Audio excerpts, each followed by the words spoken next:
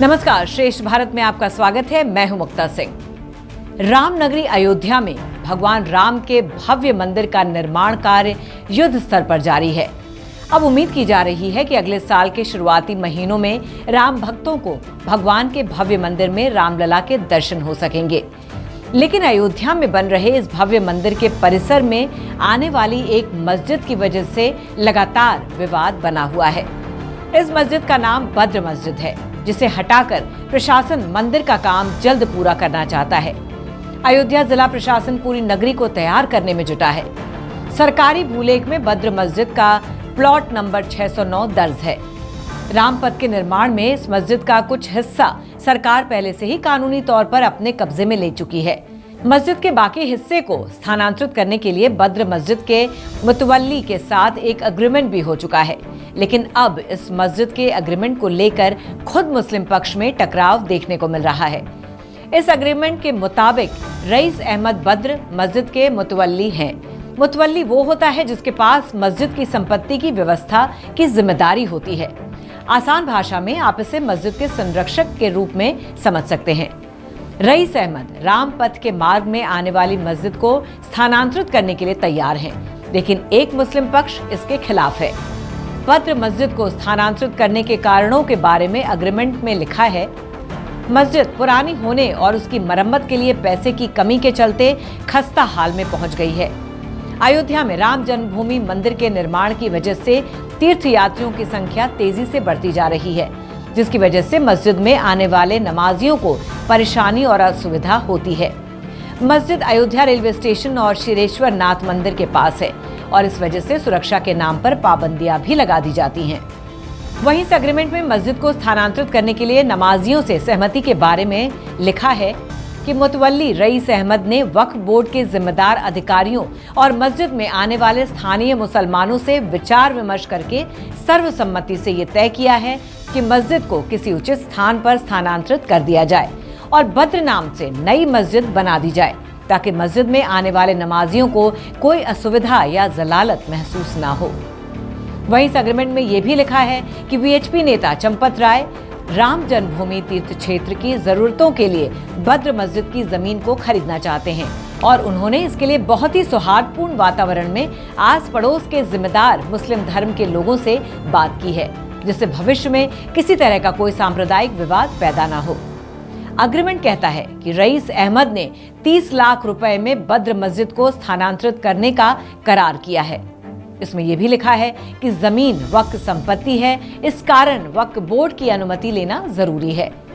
Agreement में मस्जिद को स्थानांतरित करने के लिए 6 महीने की समय सीमा रखी गई है और रईस अहमद को 15 लाख रुपए एडवांस दिए गए हैं। एग्रीमेंट के हिसाब से रईस को 6 महीने में मस्जिद को शिफ्ट करके सेल डीड को मंदिर ट्रस्ट के पक्ष में जारी करना होगा और जमीन का कब्जा दिलाना होगा। अयोध्या में ही मस्जिद और मकबरों की हिफाजत करने वाली अंजुमन मुहाफिज मकाबीर मसाजिद कमेटी नाम की एक और संस्था है। इसके महासचिव हैं मोहम्मद आजम कादरी। वो कहते हैं कि अयोध्या की जितनी वक्फ जायदादें हैं, इन सब पर कोई कब्जा ना कर पाए, उनकी जमीन को कोई नुकसान ना पहुंचा पाए। ये सारी जिम्मेदारी इस समिति की है और उनकी समिति बद्र मस्जिद को स्थानांतरित करने के एग्रीमेंट के खिलाफ है। वो बद्र मस्जिद के वक्फ संपत्ति होने के सबूत के तौर पर कई दस्तावेज दिखाते हैं और यही दस्तावेज उन्होंने अयोध्या के डीएम और राम जन्मभूमि थाने के एसएचओ को दी गई लिखित शिकायतों के साथ सौंपी है। आजम कादरी कहते हैं कि रईस अहमद बद्र मस्जिद के मुतवल्ली नहीं है और उन्हें मस्जिद की जमीन के संबंध में राम मंदिर ट्रस्ट से एग्रीमेंट करने का कोई कानूनी अधिकार नहीं है। जब सितंबर में समिति की एक बैठक में ऐसे करार के बारे में पता चला तो उन्होंने रजिस्ट्री ऑफिस से एग्रीमेंट की कॉपी निकलवाई।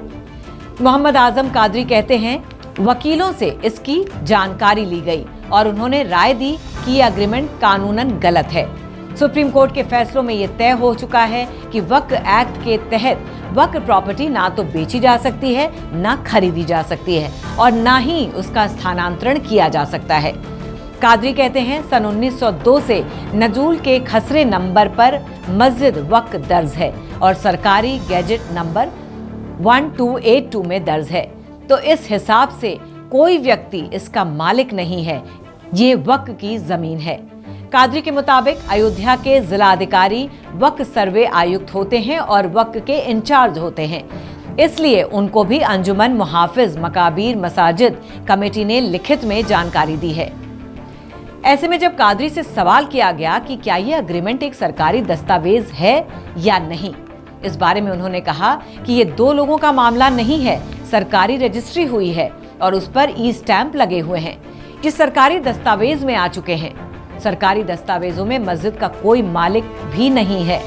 बद्र मस्जिद को स्थानांतरित करने के लिए नमाजियों की सहमति के बारे में कादरी कहते हैं कि जो सहमति ली गई थी वो सड़क को चौड़ा करने के लिए ली गई थी। जिन लोगों ने सहमति दी भी वो लोग भी कह रहे हैं कि ये गलत हो रहा है। पूरा एक इलाका सहमति दे दे फिर भी मस्जिद ट्रांसफर नहीं हो सकती। इस मामले पर मोहम्मद आजम कादरी मांग करते हैं इसमें जिसने भी गैर कानूनी काम किया है उस पर कार्रवाई होनी चाहिए। इतना ही नहीं, आजम कादरी बद्र मस्जिद के संरक्षक कहे जाने वाले रईस अहमद को मुतवल्ली तक मानने से इनकार करते हैं। उनका कहना है कि अगर रईस अहमद मुतवल्ली हैं तो मुतवल्ली का पेपर दिखा दें। मुतवल्ली सुन्नी सेंट्रल वक्फ बोर्ड से बनता है, उनके पास पेपर जरूर होना चाहिए। कादरी का मानना है कि एक मस्जिद के बदले चाहे 100 मस्जिद भी बना दें तो कोई मतलब नहीं है। एक बार जहां अगर कोई मस्जिद है तो वो मस्जिद कयामत तक रहेगी। मोहम्मद आजम कादरी के तमाम आरोपों के बारे में जब बद्र मस्जिद के मुतवल्ली रईस अहमद से पूछा गया तो उन्होंने खुद को बद्र मस्जिद का केयरटेकर बताया। हालांकि वो कैमरे के सामने नहीं आना चाहते थे, लेकिन फिर भी उन्होंने एक ऑडियो इंटरव्यू के जरिए ये साफ कर दिया कि हम केयरटेकर हैं, मुतवल्ली नहीं हैं, देख रेख करते हैं। लिखित में मुतवल्ली नहीं है। जब उनसे पूछा गया कि अग्रीमेंट में उन्हें मुतवल्ली बताया गया है तो रईस कहते हैं करारनामे में लिखा गया है, ठीक है, जो देखरेख करता है वही मुतवल्ली कहलाता है, उसका कोई अपॉइंटमेंट नहीं होता है। मोहल्ले वाले जो नाम लिख कर देते हैं वही नाम हो जाता है। रईस अहमद कहते हैं कि बद्र मस्जिद को स्थानांतरित करने की चर्चा इस साल जुलाई की आखिरी हफ्ते में शुरू हुई और इस सिलसिले में उनकी चंपत राय से तकरीबन 6 से 7 बार मुलाकात भी हुई। मस्जिद को स्थानांतरित करने के पीछे की अपनी मंशा के बारे में रईस कहते हैं कि हमने नमाजियों से बातचीत की तो नमाजियों ने कहा कि ठीक है। हमने नमाजियों से सहमति पत्र पर हस्ताक्षर भी लिए। फिर उसके बाद मंदिर के ट्रस्ट के लोगों से बातचीत हुई। रईस अहमद बताते हैं कि सरकार के प्रस्तावित प्लान के हिसाब से पांजी टोला मोहल्ला खत्म होने जा रहा है। बद्र मस्जिद इसी मोहल्ले में है। रईस अहमद इस सरकारी प्लान से जुड़ा कोई दस्तावेज नहीं दिखाते हैं, लेकिन कहते हैं कि बद्र मस्जिद राम जन्मभूमि मंदिर के फ्रंट हिस्से पर है, इसीलिए प्रशासन पूरा हिस्सा एकदम साफ चाहता है। बद्र मस्जिद को स्थानांतरित करने का प्रस्ताव राम मंदिर ट्रस्ट की तरफ से ही आया था, फिर हमारे लोग तैयार हुए। रईस अहमद ये भी कहते हैं कि बहुत सारे लोग इसके विरोध में हैं, तो बहुत सारे लोग पक्ष में भी हैं, लेकिन हमें हर तरफ विरोध ही दिखाई दे रहा है। अगर डीएम साहब हमें दूसरी मस्जिद बनाने की इजाजत देंगे तो काम होगा, नहीं तो सेल डीड कैंसिल हो जाएगी। इकबाल अंसारी को तो जानते होंगे आप। अयोध्या में मुस्लिम पैरोकारों का सबसे बड़ा चेहरा है इकबाल अंसारी। अंसारी अपने वालिद साहब हाशिम अंसारी की तरह ही बाबरी मस्जिद के मुकदमे में मुद्दई थे। वो और उनका परिवार बद्र मस्जिद से चंद मीटर दूर सड़क पार करके रहता है। बद्र मस्जिद को वो अपने मोहल्ले की मस्जिद बताते हैं। वो कहते हैं कि उनके चाचा कासिम अंसारी बद्र मस्जिद के आखिरी मुतवल्ली थे और उनके गुजर जाने के बाद इस मस्जिद का कोई मुतवल्ली नहीं बना है। इकबाल अंसारी कहते हैं कि मस्जिद की देखरेख हम ही लोग करते थे और आज भी मस्जिद का वाटर टैक्स और बिजली का बिल हमारे वालिद साहब हाशिम अंसारी के नाम से आता है। मस्जिद के एग्रीमेंट के बारे में इकबाल अंसारी कहते हैं शिफ्टिंग का मामला था, उसे रोक दिया गया है। अयोध्या में लोगों को तकलीफ है। रईस अहमद साहब की गलती है कि इन्होंने पहले सरकार से कोई परमिशन नहीं ली। इस बात को लेकर वो रुकी हुई है। सरकार को रामपथ चौड़ा करने के लिए मस्जिद की जमीन की जितनी जरूरत थी वो ले ली गई है। इकबाल अंसारी कहते हैं अग्रीमेंट में जो सही हो गलत हो सरकार उसका फैसला खुद कर दे। हम तो यही चाहते हैं कि इस मामले पर राजनीति ना हो तो बेहतर है। वहीं अंजुमन मुहाफिज मसाजिद मकाबिर कमेटी की शिकायत से जुड़ी जानकारी लेने के लिए थाने के एसएचओ मणिशंकर तिवारी से जब सवाल किया गया तो उन्होंने बताया कि उन्हें कमेटी की शिकायत मिली है और उसकी जांच चल रही है।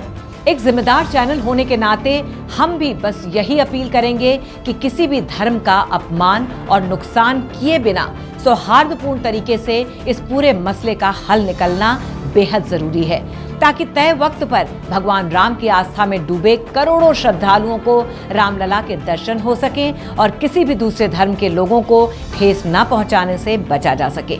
तो फिलहाल की इस खबर में बस इतना ही। बाकी खबरों के लिए देखते रहिए श्रेष्ठ भारत।